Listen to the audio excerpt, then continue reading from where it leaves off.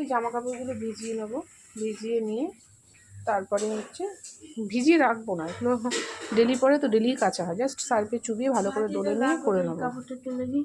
তো চলো একবারে ভিজিয়ে ধুয়ে দেবো, কোনো রকম রাখবো না, একবারে ভিজিয়েই ধুয়ে দেবো। তো চলো ধুয়ে নিয়ে তোমাদের সাথে দেখা করছি। তো বন্ধু এই দেখো জামা কাপড় কাচা হয়ে গেছে, ধোয়া।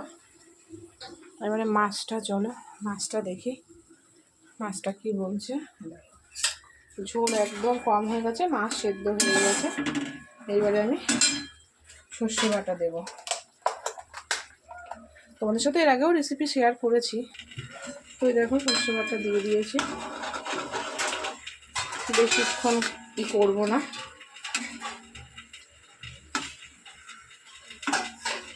মাছ ভেঙে গেছে, দেখতেই পাচ্ছ।